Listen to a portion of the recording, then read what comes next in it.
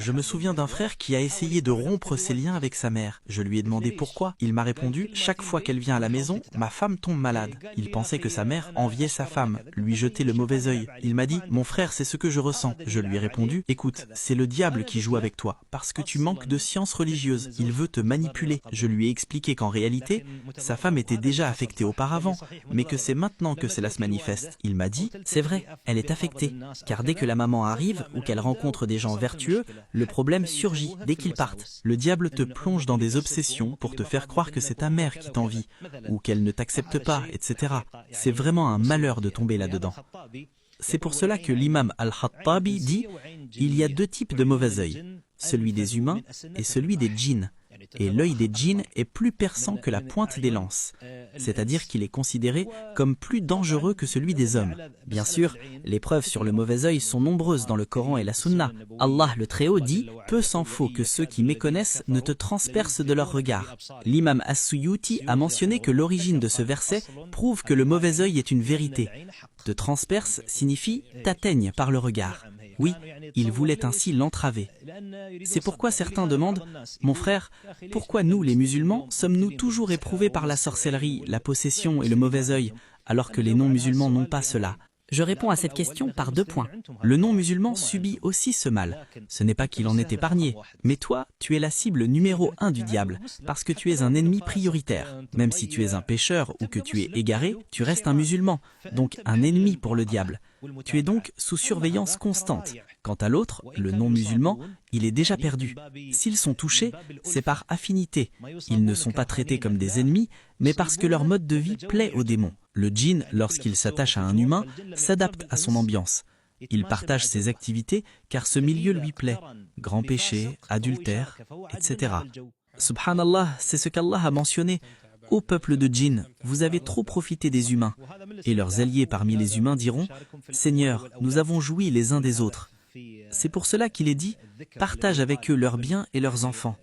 C'est aussi pour cela que dans l'invocation avant l'acte charnel, on dit « Au nom d'Allah, ô Allah, éloigne de nous le diable et éloigne le diable de ce que tu nous accorderas. » Car en réalité, le diable peut participer, surtout avec une personne vulnérable. C'est l'un des moments où le diable est actif. S'il y a en plus de sorcellerie ou de mauvais œil, il peut avoir une force anormale, non pas humaine, mais démoniaque, pour pousser l'individu encore plus vers le péché et l'interdit. De même, Allah nous commande de dire « Contre le mal de l'envieux quand il envie ». Bien sûr, l'envie, hasad, c'est souhaiter la disparition des bienfaits d'autrui. Celui qui frappe l'autre du regard peut être quelqu'un qui apprécie simplement, qui est admiratif sans être un ennemi haineux. Mais il peut être aussi un envieux, celui qui te suit toujours du regard en espérant que ta grâce disparaisse. Il parle de toi avec amertume et détresse. Par la haine et la rancœur dans son cœur, il peut t'atteindre par le mal à force de parler de toi. On trouve cela aussi dans la sourate Youssouf, quand Jatob, paix sur lui, dit « Ô mes fils, n'entrez pas par une seule porte, mais entrez par des portes séparées. » C'est une question de prendre des précautions pour ne pas attirer le mauvais œil, comme l'ont mentionné de nombreux exégètes. Et Allah dit « Envie-t-il les gens pour ce que Dieu leur a donné par sa grâce? Or nous avons donné à la famille d'Abraham le livre et la sagesse, et nous leur avons donné un immense royaume. » Le prophète, paix et bénédiction sur lui, cherchait protection pour Al-Hassan et Al-Hussein, en disant « Je cherche protection pour vous deux auprès des paroles parfaites d'Allah contre tout démon, tout animal venimeux et contre tout mauvais œil. » Ici, le mauvais œil est explicitement mentionné. Cette protection était pour eux alors qu'ils étaient petits. Il est d'ailleurs constaté que les enfants sont plus exposés au mauvais œil, car ils attirent l'attention par leur comportement. Je me souviens d'une sœur qui m'a contacté et m'a dit « J'ai tué ma fille ». J'ai été choqué.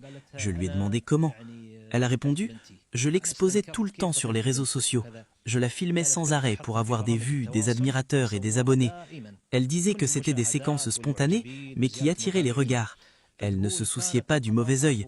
Elle pensait que Dieu protégeait et que les gens exagéraient. Et puis, sa fille est partie, morte, sans raison apparente. » Il faut savoir que l'atteinte par le mauvais œil peut avoir des conséquences variées. Un accident ou une maladie qui s'abat sur la personne jusqu'à la mort. On ne meurt pas forcément d'un coup, arrêt cardiaque. cela peut être une mort progressive, une maladie qui dure 1, 2 ou 3 ans avant d'entraîner le décès. Cette femme racontait son expérience où elle postait sa fille en train de danser, jouer ou rire sur les réseaux. Quel est l'intérêt de faire cela?